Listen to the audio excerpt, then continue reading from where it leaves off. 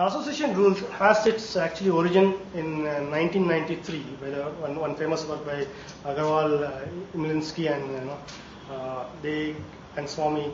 This was a paper published in ACM Sigmod conference. Before that, it was not. Before this was the start of the association rule. The start of research in association rule. 1993, they published a paper on mining large databases, and finding out patterns in them. Now, association rules basically are they bring out hidden relationships, hidden in the sense that they are not implicit, but they are all co-occurrence based. For example, if you look at your say a grocery store or a retail store, and see how people are purchasing items together. So if I buy bread, I also buy butter together. So that is a co-occurrence. So can you come up with some interesting co-occurrences? That is what association rules bring out. Now, the basic structure is very simple. A implies B, where A and B are both set of items. Now, the important thing to note is that there is no common element between A and B. So if you are saying bread and butter implies say jam, there's nothing common between bread butter as on the antecedent side and butter on the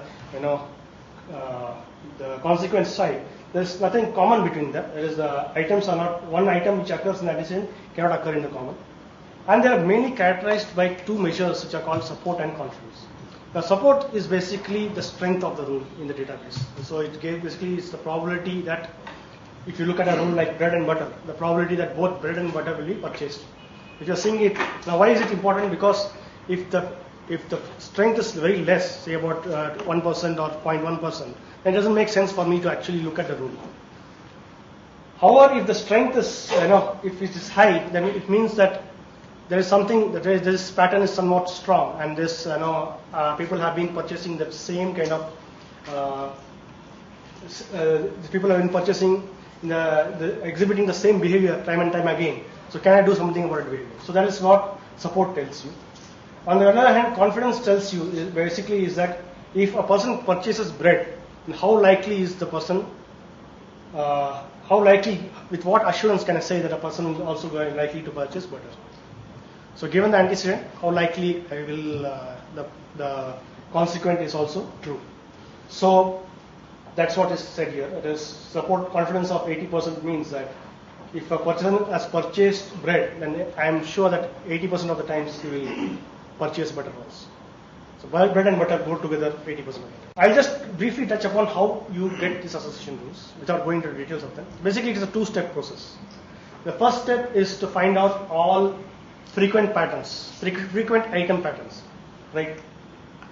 All item sets which are frequent. That is, my support is much more than the minimum support. So that is the first step. So that may be the case that it may be bread and butter or some other set together are purchased for more than say 10% of the transactions. Some other set of items, say look at pencil plus erasers, and say some other stationery item being purchased for more than say 5% of transactions. So these are frequent item sets. Once you get a frequent item set, then you have the combination. You put two in antecedent, one in consequent. See if they satisfy the minimum confidence criteria or not. Once you get that, then you have the rules.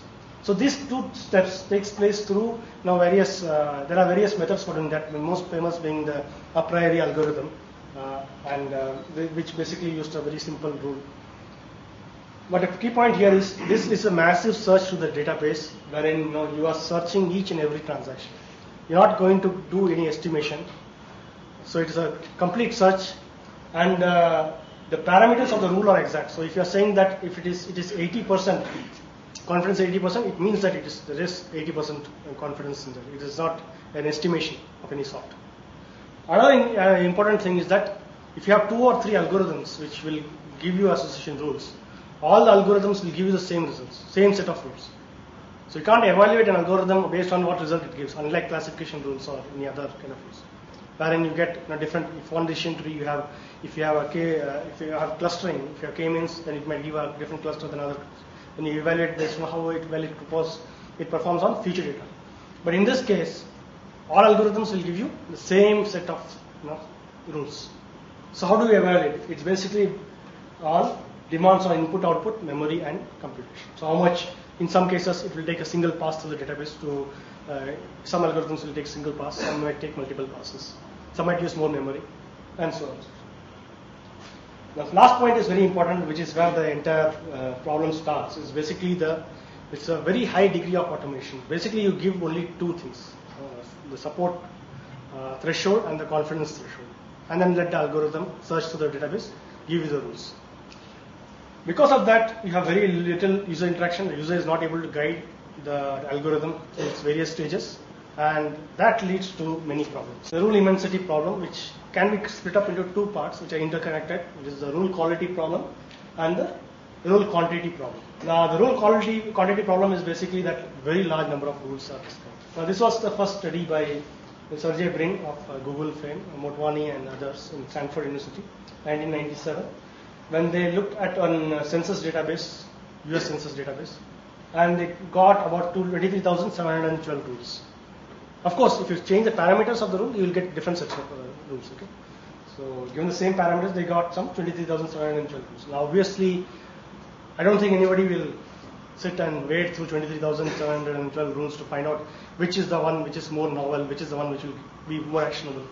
There occurs the problem. Again, there's a smaller problem when they looked at telephone company fault management. Basically, they are looking at which are the kind of telephone faults which occur in a network within a given span of time. Say, suppose first a fault occurs, and within 5 seconds or 10 seconds, any user-defined limits, you have 3-4 faults coming in. So that the entire group of faults can be categorized as, say, this is a problem in one area. Does fault A occur with fault C again and again, which means that these two areas might be related together. So those kinds of knowledge you get from this. So they found out about 1,426.